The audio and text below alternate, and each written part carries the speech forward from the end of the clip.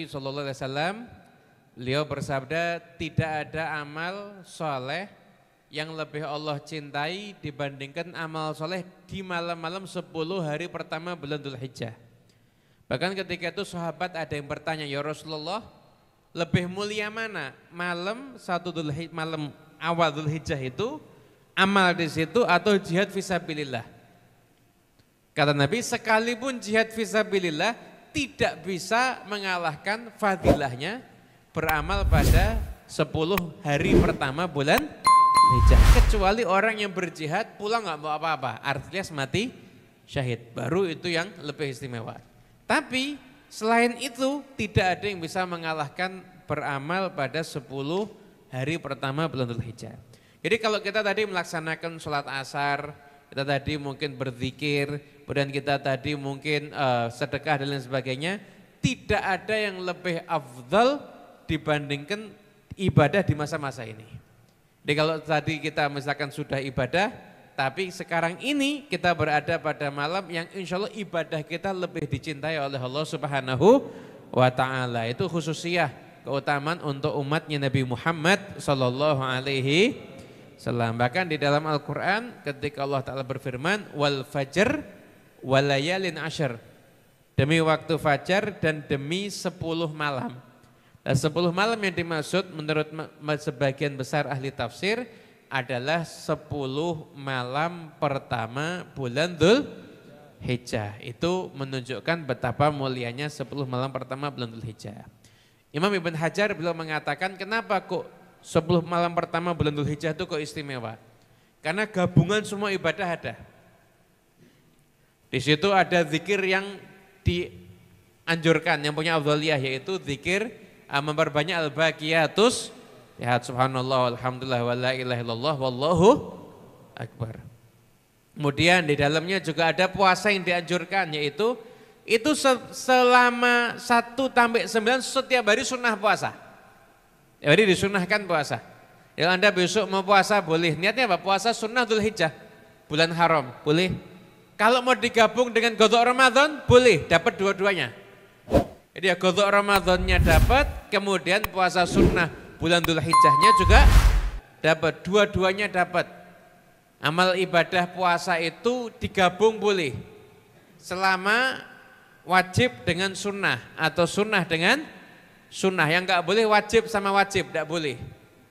Anda punya utang kafaroh, misalkan habis umroh ternyata ngelanggar sehingga ada dam, harus puasa, digabungkan sama qadha, wajib sama wajib, enggak boleh. Tapi kalau wajib dengan sunnah boleh, sunnah dengan sunnah boleh, termasuk qadha wajib. Puasa di Dzulhijjah itu hukumnya wajib sama sunnah diperbolehkan untuk digabung. Tapi ini puasa, jangan sholat akhirnya digabung semuanya. Zuhur digabung sama duha misalkan dan lain sebagainya, itu tidak sembarangan, semuanya itu bisa digabung. Tapi zuhur digabung sama asar tidak boleh itu. Apalagi subuh digabung sama zuhur, asar, maghrib, isya. Usolli fardhu subhi rombongan lillahi ta'ala. Itu tidak boleh itu. Jadi itu semuanya ada aturannya. Tapi kalau puasa sunnah digabung sama qadha itu hukumnya boleh. Nah itu semuanya ada, zikirnya ada, puasanya ada. Kemudian sedekahnya ada, yaitu menyembelih hewan kurban. Itu juga mengeluarkan harta juga di situ. Kemudian juga ada ibadah haji yang mana enggak ada di waktu yang lainnya. Enggak bisa jenengan itu umpama mau wukuf di Arafah, umpama milih tanggalnya tanggal selain tanggal 9 Dzulhijjah, enggak mungkin bisa. Ibadahnya tidak diterima sekalipun wukufnya setahun. Jadi mulai tanggal 11 Dzulhijjah sampai nanti tanggal 8 Dzulhijjah tahun yang berikutnya tetap enggak diterima sama Allah.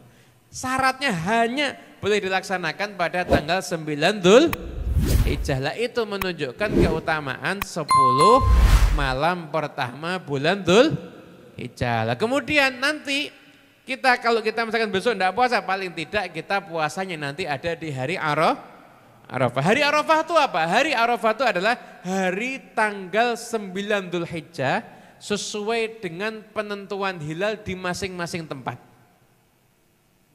Jadi Katakanlah gini, 50 tahun setelah wafatnya Nabi Muhammad SAW, tersebar sahabat, tersebar tabiin. Mereka kalau Arafah puasa apa enggak? Puasa. Itu sahabat yang ada di Mesir, yang ada di Syam, atau tabiin yang ada di sana. Mereka kalau hari Arafah puasa apa enggak? Puasa. Puasanya berdasarkan apa mereka? Apa nunggu kabar orang wukuf? Baru sampai kabarnya sebulan berikutnya. Nunggu kabar orang wukuf baru sampai kabarnya sebulan berikutnya. Karena perjalanan itu sangat jauh. Berarti mereka puasanya berdasarkan apa? Berdasarkan hitungan hilal. Hitungan hilal tanggal 9 Dzulhijjah di wilayahnya, maka disitulah mereka melaksanakan puasa Arafah. Itu generasi yang berikutnya semuanya seperti itu. Maka kita berpuasa Arafah pada tanggal berapa? Pada tanggal 9 Dzulhijjah menurut wilayah masing-masing. Kenapa? Karena puasa Arafah kita nggak ada hubungannya dengan wukuf Arafah yang ada di sana. Wukuf Arafah itu adalah hari 9 Dzulhijjah bagi orang yang menunaikan ibadah haji, di sana mereka menunaikan wukuf. Jadi kayak kemarin, tidak ada hubungan. Misalkan kemarin kan ada masa di mana haji ditiadakan. Berarti kan hampir-hampir nggak ada yang wukuf di Arafah di tahun itu. Apa terus kita nggak puasa Arafah? Ya enggak. Tetap kita disunahkan untuk melaksanakan puasa. Jadi ibadah puasa Arafah kita di sini tidak ada hubungannya dengan wukuf Arafah yang ada di sana. Itu ibadah terpisah, masing-masing ada hukumnya sendiri. Oleh karena itu jadi enggak usah bingung. Jadi terus kok sudah takbiran? Loh memang takbiran itu kalau Idul Adha dari tanggal 9 Dzulhijjah ba'da subuh sudah disunahkan untuk takbiran. Jadi pada subuh, habis kita sholat subuh sudah Allahu Akbar, Allahu Akbar, Allahu Akbar, la ilaha illallah, Allahu Akbar, walillahil hamd.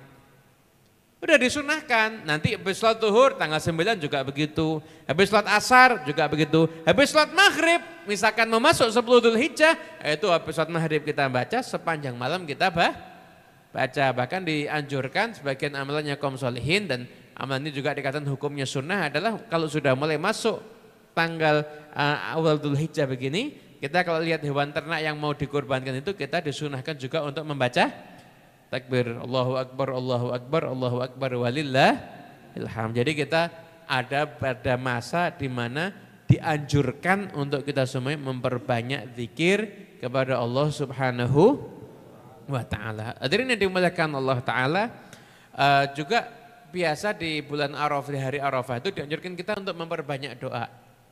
Ada salah satu nasihatnya Habib Ali bin Muhammad Al-Habsyi.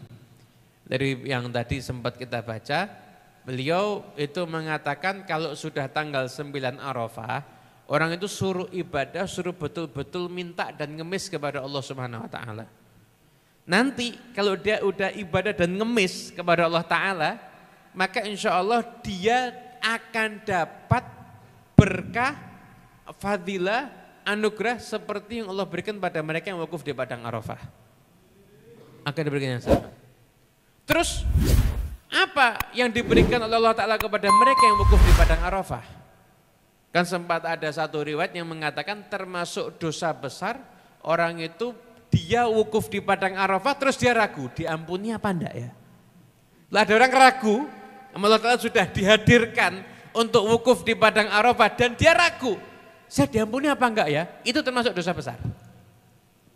Menurut sebagian para ulama itu seperti itu.